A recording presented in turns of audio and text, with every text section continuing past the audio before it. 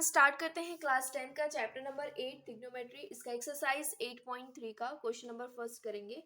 Question number first में क्या given है, in triangle ABC right angle at B, AB is equal to 24 centimetre, BC is equal to 7 centimetre. Determine करना है पहला sine A और cos A, दूसरे में करना है sine C and cos C। तो यहाँ पे हमें एक राइट एंगल ट्राइंगल दिया हुआ है, एंगल बताया जा रहा है B पे 90 डिग्री है, राइट एंगल है, और AB की वैल्यू दी हुई है 24 और BC की वैल्यू दी हुई है 7, और हमें ये दोनों चीज क्या करनी है, डिटरमाइन करनी है। तो जब भी दो साइड अगर हमें दी होती है तो सबसे पहला हमारा काम होगा कि हम तीसरी साइड निकालेंगे। तो तीसरी साइड कैसे निकालते हैं, बाय पाइथागोरस थ्योरम, उसका यूज करके हम निकालेंगे। तो सबसे पहले हमें जो गिवन में हम उसमें लिखेंगे, गिवन में हमें क्या दिया हुआ है, इन ट्राइंगल ABC में एंगल B पे क्या है, 90 डिग्री है। हमें गिवन है AB is equal to 24 centimetre और BC इज इक्वल टू दिया हुआ है 7 सेंटीमीटर। टू फाइंड में हम दोनों यही उठा के लिखेंगे। तो टू फाइंड में क्या करना है, पहला तो साइन A और दूसरा कॉस A। दूसरे में हमें क्या करना है, साइन C और दूसरा कॉस C। यहाँ पे सोल्यूशन स्टार्ट करते हैं। सोल्यूशन में सबसे पहले हम क्या करेंगे, पाइथागोरस थ्योरम लगाएंगे। तो इन triangle ABC by using Pythagoras theorem. तो सबसे हम पाइथागोरस थ्योरम क्या होता है कि 90 डिग्री के सामने वाली जो साइड हो, 90 डिग्री के सामने वाली साइड, उसका स्क्वायर मतलब AC का स्क्वायर ये बराबर होगा किसके, बाकी जो दो साइड बच गई है उनका स्क्वायर करके प्लस कर दो। AB का स्क्वायर प्लस BC का स्क्वायर। हमें AC की वैल्यू चाहिए, तो AB की वैल्यू हमें कितनी दी हुई है, 24, तो इसका स्क्वायर करेंगे। और BC की वैल्यू हमें दी हुई है 7 का स्क्वायर करेंगे। 24 का स्क्वायर होता है 576 और 7 का स्क्वायर होता है 49। जब इनको हम ऐड करेंगे तो 625 आएगा। लेकिन यहाँ पे AC स्क्वायर है, AC स्क्वायर की वैल्यू, AC की वैल्यू चाहिए हमें, तो ये जो स्क्वायर है इस साइड में जाएगा तो वो किस में कन्वर्ट होगा, रूट में। तो 625, तो 625 का रूट क्या होता है, 25, मतलब 625 किसका स्क्वायर है, 25 का स्क्वायर है। तो हमें तीसरी साइड मिल गई कितनी, 25 सेंटीमीटर। अब हमें जो भी वैल्यू चाहिए हम आराम से क्या कर सकते हैं, निकाल सकते हैं। तो सबसे पहला हम फाइंड आउट करेंगे क्या, साइन A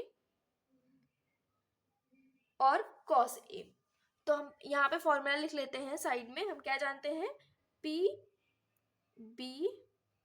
पंडित बद्री प्रसाद हर बोले। ठीक है, तो ये पहला जो रेशियो होता है वो किसका होता है, साइन का होता है। पहला रेशियो साइन का होता है। दूसरा रेशियो किसका होता है, कॉस का होता है। तीसरा रेशियो किसका होता है, टेन का होता है। अगर इन्हीं को हम उल्टा कर दे तो जो साइन का उल्टा कोसेक हो जाएगा, कॉस का उल्टा सेक हो जाएगा और टेन का उल्टा क्या हो जाएगा, कॉट हो जाएगा। मतलब इनको भी हमें उल्टा कर देना। जैसे अगर P/H साइन है तो साइन का उल्टा कोसेक होता है, तो रेशियो भी उल्टा हो जाएगा, तो H/P हो जाएगा। तो ये आप याद रखोगे तो इससे कोई भी जो ट्रिग्नोमेट्री रेशियो है हम आराम से निकाल सकते हैं। तो सबसे पहले मुझे साइन A चाहिए। तो हमें क्या करना होता है, जो भी हमें रेशियो निकालना होता है तो हम पहले एंगल देखते हैं, हमारा ये एंगल कहाँ पे है। तो देखो ये एंगल है, देखो 90 डिग्री के सामने तो फिक्स रहेगी, वो हाइपोटेन्यूज है, ये फिक्स है। बस चेंज क्या होगा, परपेंडिकुलर चेंज होगा और बेस चेंज होगा। तो एंगल के हिसाब से चेंज होगा। तो सबसे पहले हमने एंगल देख लिया। अब एंगल A है, तो एंगल जब भी हम A लेंगे तो हमारा जो परपेंडिकुलर होगा उसके सामने वाली साइड ये होगा, मतलब P की वैल्यू क्या होगी, 7। तो बचा क्या, 24, मतलब ये क्या होगा, बेस हो जाएगा। तो सबसे पहले हम साइन A की वैल्यू निकाल लेते हैं। साइन A का रेशियो हम जानते हैं क्या, परपेंडिकुलर अपॉन हाइपोटेन्यूज। तो A के सामने ये परपेंडिकुलर है तो हम लिखेंगे BC अपॉन, और जो हाइपोटेन्यूज है वो कितना है, AC। इसकी वैल्यू लिखेंगे ये 7 है और इसकी वैल्यू लिखेंगे 25 है। इसी तरीके से हम दूसरा निकालेंगे cos A। देखो अभी एंगल चेंज नहीं हुआ, एंगल चेंज नहीं हुआ, इसका मतलब जो परपेंडिकुलर जो बेस हमने लिया हुआ था वो सेम है। ये परपेंडिकुलर है, ये बेस है। हम जानते हैं जो cos का रेशियो होता है वो B/H होता है, मतलब बेस अपॉन हाइपोटेन्यूज। तो बेस क्या है, AB है और हाइपोटेन्यूज क्या है, AC है। बेस की वैल्यू कितनी है 24 और हाइपोटेन्यूज की वैल्यू कितनी है 25 सेंटीमीटर। अब हम दूसरा निकालेंगे। दूसरा क्या है साइन सी। अब देखो एंगल चेंज है। अब एंगल कौन सा हमने ले लिया, ये साइन वाला सी वाला एंगल ले लिया। जैसे ही हमने एंगल चेंज किया हमारा परपेंडिकुलर और बेस क्या हो जाएगा, चेंज हो जाएगा। इसका मतलब जो पहले बेस हुआ करता था अब क्या हो जाएगा, परपेंडिकुलर। अब मेरा ये क्या बन गया, परपेंडिकुलर बन गया। और इस केस में साइन सी एंगल के केस में अब ये क्या बन गया, बेस बन गया। फॉर्मूला वही है, साइन का रेशियो क्या होता है पी अपॉन एच, बस वही लगाना है। इनकी बस वही वैल्यू जो चेंज हुई है उसको रखना है। तो साइन सी की वैल्यू क्या हो जाएगी, साइन सी, जैसे साइन सी देखोगे परपेंडिकुलर अपॉन हाइपोटेन्यूज होता है तो इसके सामने वाला परपेंडिकुलर हो गया, तो ये क्या हो गया ए बी। और ये तो फिक्स है ए सी, तो ए बी की वैल्यू कितनी हो जाएगी 24 अपॉन कितना हो गया 25। देखो चेंज हो गया, पहले साइन ए कितना था 7 अपॉन 25 और साइन सी कितना निकल गया है 24 अपॉन 5, उसका उल्टा कर दिया। देखो इसके बाद हमें क्या निकालना है, कॉस सी। कॉस सी क्या होता है, बेस अपॉन हाइपोटेन्यूज। तो बेस क्या है 7 सेंटीमीटर, तो मतलब बी सी अपॉन ये फिक्स है ए सी, तो ये कितना हो जाएगा 7 अपॉन 25। ये इसका आंसर हो जाएगा। यही हमें क्या करना था, फाइंड आउट करना था। ओके नेक्स्ट क्वेश्चन देखेंगे। क्वेश्चन नंबर 2 में क्या गिवन है, इन ये जो हमारा फिगर है एबो नहीं, ये जो नीचे हमें फिगर बनाया गया है, फाइंड करना है tan p minus cot are.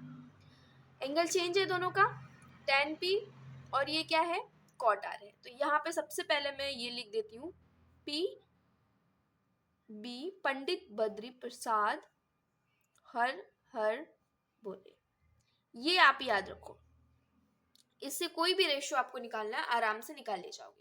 ठीक है, तो यहाँ पे सबसे पहले ये पता होना चाहिए ये साइन है ये कॉस है, दूसरा कौन सा आ जाएगा टेन जाएगा। अब सबसे पहला काम क्या करना है, पहला स्टेप आपका क्या होना चाहिए, अगर हमें ट्राइंगल दिया हुआ है, ट्राइंगल में हमने राइट एंगल पता चल गया और इसके बाद हमें क्या सारी साइड्स पता चल रही है, सारी साइड्स की लेंथ पता चल रही है। अगर नहीं पता चल रही है तो सबसे पहला हमारा स्टेप क्या होगा, साइड पता करना। तो देखो यहाँ पे 12 दिया हुआ है, ये 13 दिया हुआ है, ये गायब है। तो पहला स्टेप होना चाहिए कि हमें ये फाइंड आउट करना है। अगर हमें तीनों वैल्यू दी हुई है तो हम डायरेक्ट फॉर्मूला अप्लाई करके हम रेशियो निकाल सकते हैं। तो यहाँ पे फिर से वही लिखेंगे जो गिवन में हमें दिया हुआ है, तो थोड़ा बहुत लिख देते हैं इसके अंदर।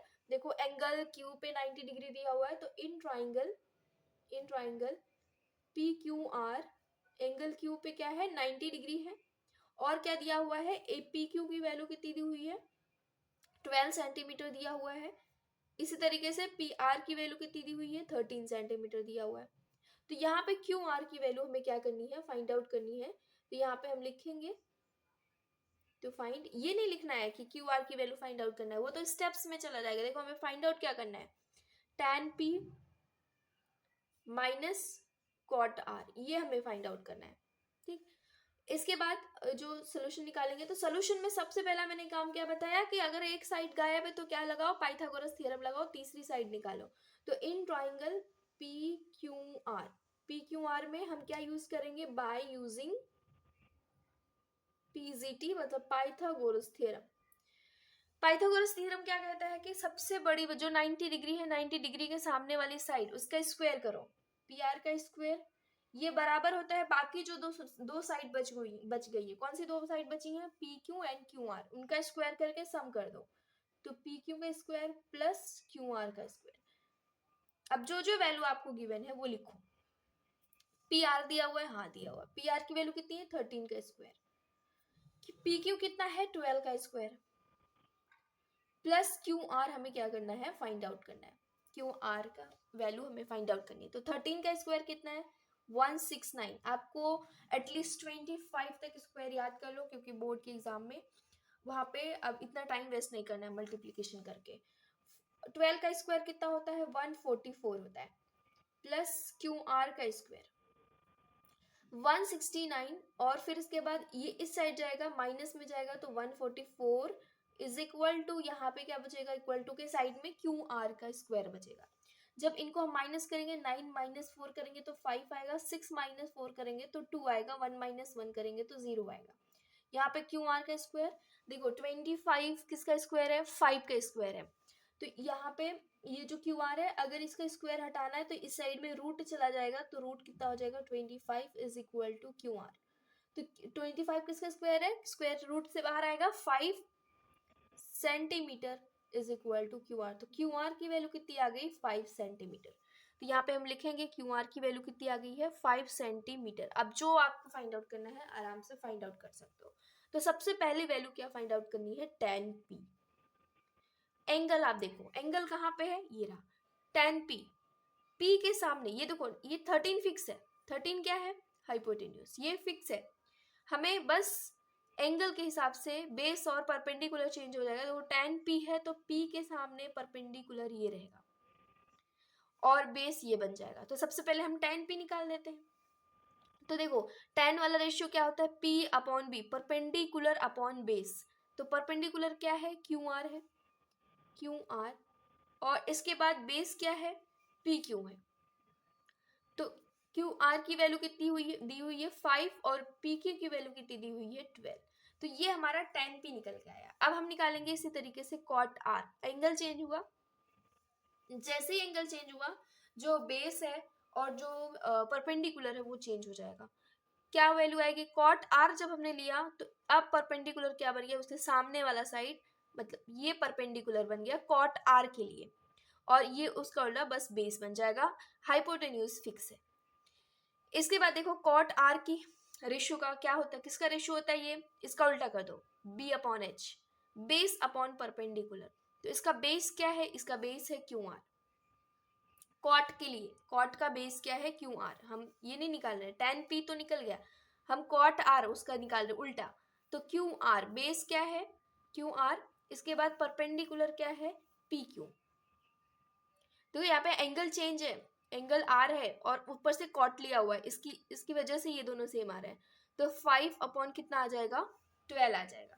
अब हमें फाइंड आउट ये नहीं करना है, ये दोनों वैल्यू इनको माइनस करना है, tan p minus cot r minus करना है। तो यहाँ पे 5/12 दोनों की वैल्यू सेम है, तो 5/12, ये प्लस में ये माइनस में दोनों सेम है, तो आंसर कितना आ जाएगा, 0 आ जाएगा। यही हमें क्या करना था, फाइंड आउट करना था।